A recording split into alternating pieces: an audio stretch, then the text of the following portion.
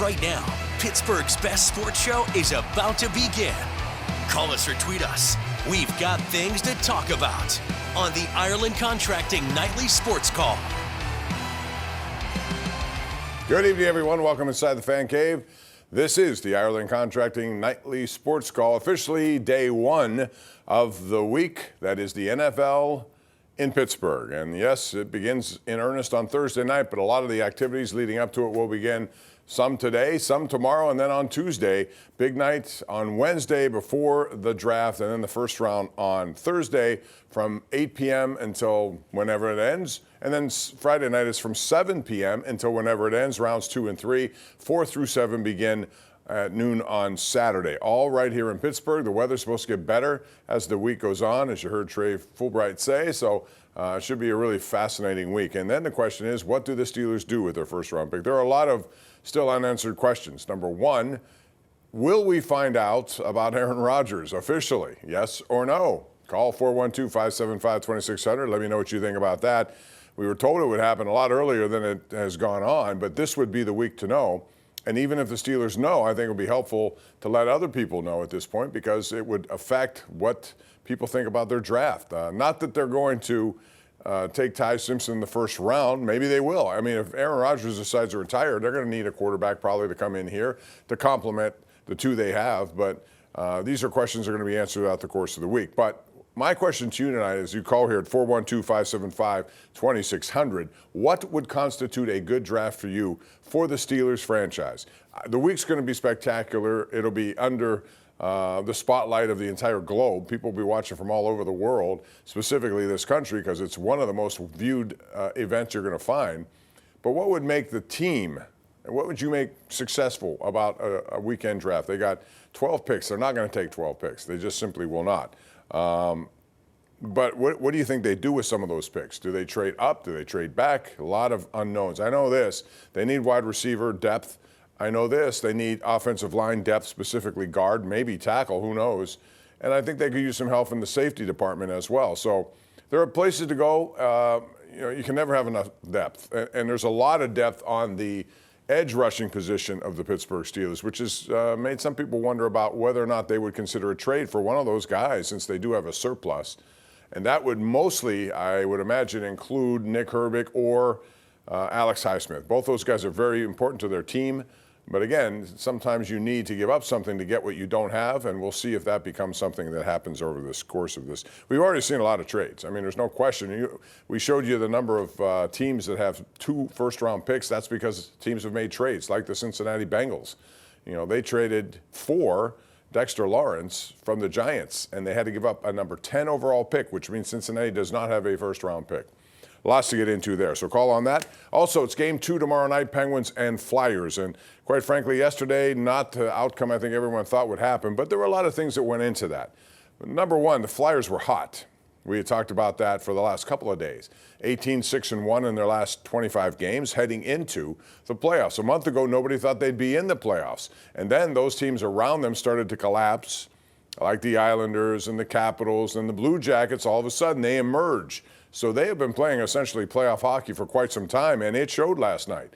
The Penguins, on the other hand, had clinched early, and they were just, kind of mixing and matching lineups, not playing a lot of key people during the last week of the regular season, and perhaps that had an effect on them. It's not an excuse. You still got to come out and play, but it could have. I go back to the days of the Peyton Manning and the Indianapolis Colts, how they clinched like 4 weeks ahead of the end of the regular season.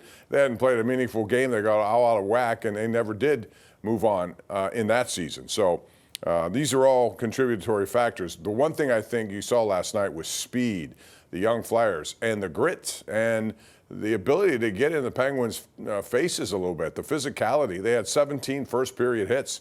They limited the Penguins to just 17 shots on goal. Having said all of that, the Penguins were 5 seconds away from tying the game, and Anthony Mantha had a great chance to do it. But they didn't get it done. That means the Flyers now, if they should win tomorrow, they take a commanding lead heading back to Philly. That's why I think the Penguins will respond. We have seen this team respond all season long. Every time they've been faced with some sort of adversity, they have overcome it. I want to hear from you on that at 412-575-2600. And the Pirates, as we showed you in our sportscast, they won today 6-3. They take 2 out of 3.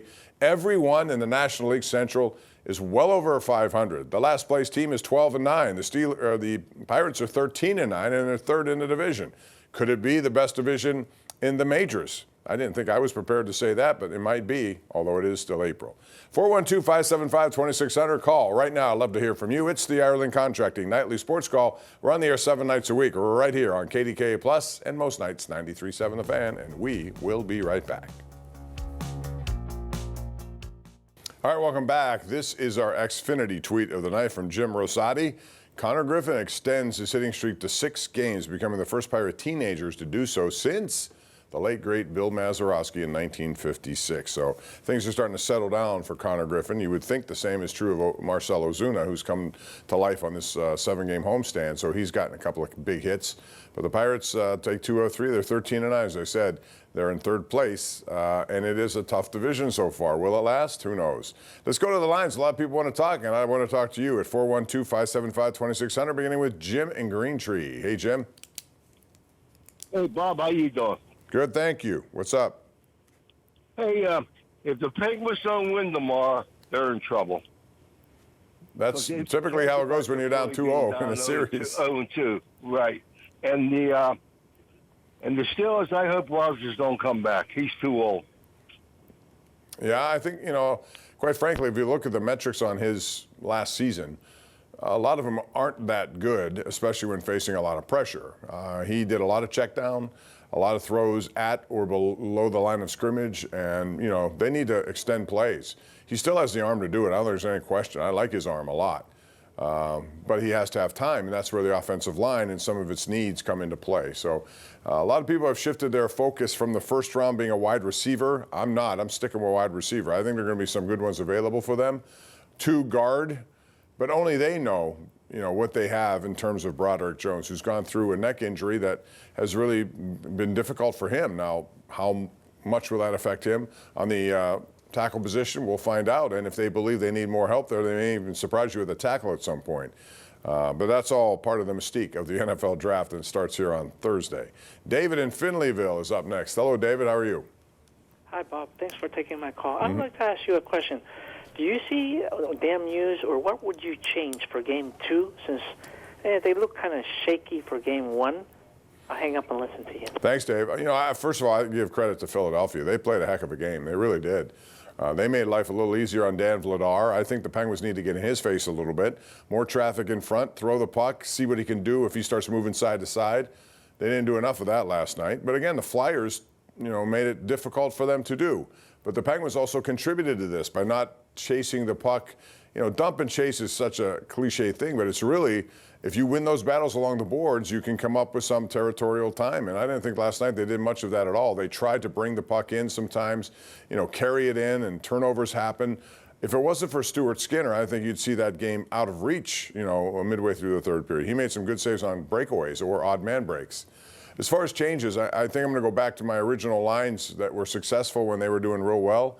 And that would be restoring the Crosby, Raquel, Rust line.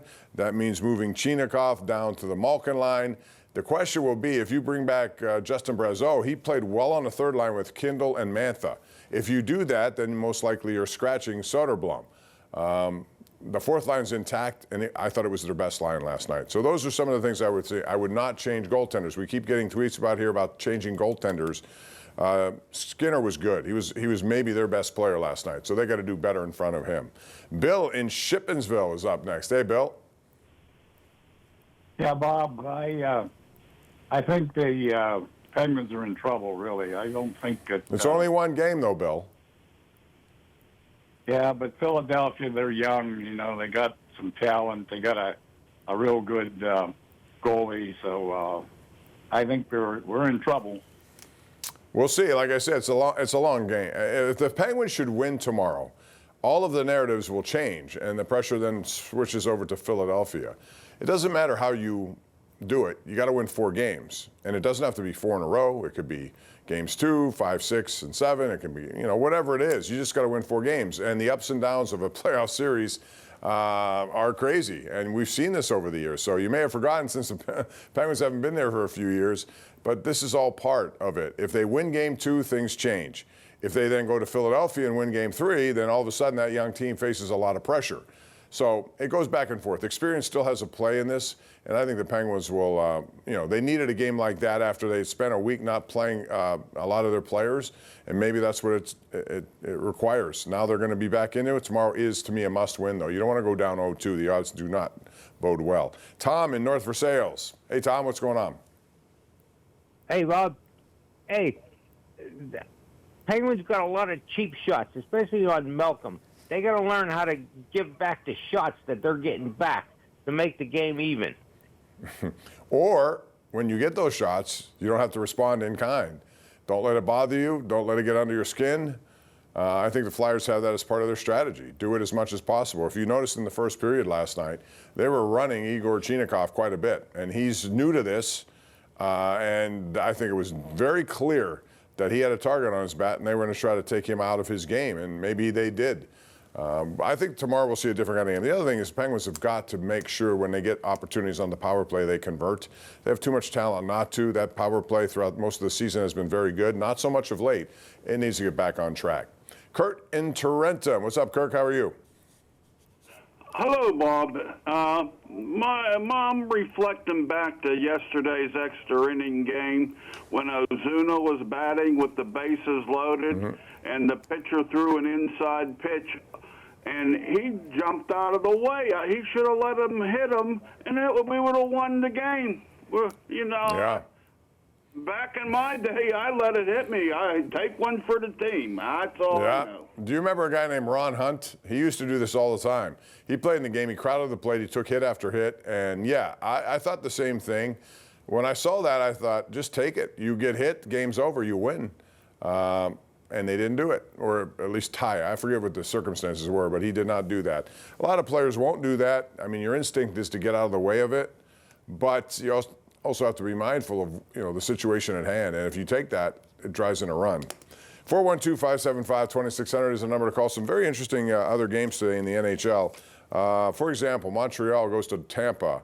I said at the beginning of these playoffs, I really like Montreal's team. They're young. You talk about really young talent. They had one of those guys come through as a hat trick today. He's only, I think he's 22 years old. Slavkovsky, he had 3 goals, the second of which was just a rifle. I was going to say rocket and rifle together, and he just blistered it to the back of the net. It was on a power play and a one-timer, and it had to be good to beat Andrei Vasilevsky, which, they did today when they had to. Now, in overtime, they had a power play, did Montreal, because Jake Gensel, with 2 seconds, I think, left in regulation, high-sticked the guy, took a penalty, so right after that, they paid the price for it. So Tampa trails in that series now 1-0. Buffalo, man, what a game this was. They had waited 15 years to get into the postseason. It has been a long time, and, man, they were anxious tonight, but it came out kind of flat. Boston silenced the crowd. They had a 2-0 lead with 10 minutes left in regulation. And that's when Tage Thompson went off. He had a couple of goals and an assist. They got 4 goals in the span of like 4 minutes and 12 seconds. And they go on and beat Boston stunningly 4-3 in game 1 after they trailed 2-0 with 10 minutes left in that game. Also today out in West, Colorado beats the LA Kings 2-1. Going on right now, it's Utah and Vegas. And a busy night in Vegas. They got a hockey game and also WrestleMania going on over there. So that's what you'd expect in Las Vegas, a lot of activity. We'll take a break, come back, want to hear from you, and a reminder to you, join us tonight on the #1 Cochran Sports Showdown, 1135 KDKA TV, the home of the NFL Draft in 2026. It's Pittsburgh, Pennsylvania. We're back in a flash.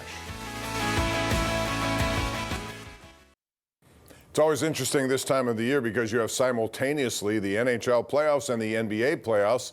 And I realize a lot of people out there may not follow the NBA as I do, but there's some pretty good series going on. Not necessarily today, because there were some blowouts today. Boston ripped apart Philadelphia today. I think it was 123-91. Philadelphia's not in that game at all. The surprise of the day was the #1 seeded Detroit Pistons. They went down to Orlando.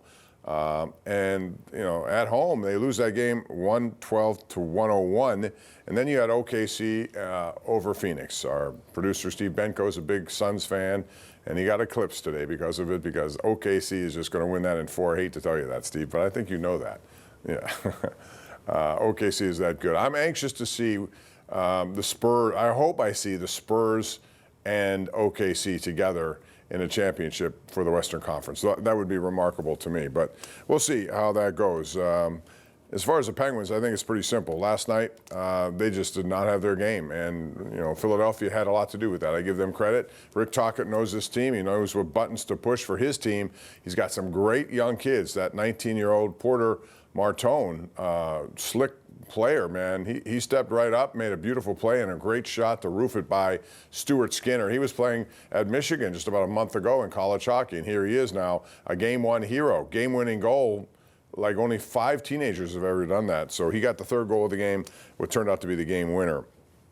The other thing is, we talked about line changes. I think you're going to see that, and I would imagine that Raquel will return to the top line. He was trying to do that at center when there were injuries, and he did a pretty good job. But quite frankly, they're better with the lines intact, the way they were successful most of this season, which is Chinakhov, along with Malkin and Tommy Novak. That's the second line. First line would have Crosby, Raquel, and Rust. And then after that, I'm going to be anxious to see what they do with Ben Kindle. Do they bring Justin Brazeau back to pair with Mantha? Or do they keep Soderblom in there? I didn't think he played badly last night, but he was up from the 4th line where he had played pretty much the majority of time here because of the injury to Lizotte.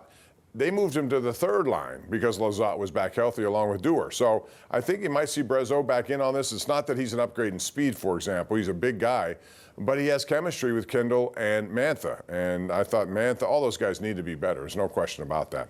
One other baseball note I want to get to, and that's because we're talking a local kid here, and that would be Mason Miller out of Bethel Park and Waynesburg University. Man, the guy is just unbelievable at this point. He is not allowed an earned run this year for San Diego. He has faced 38 batters. He struck out 27 of those 38. He has been remarkable, and what a story that is.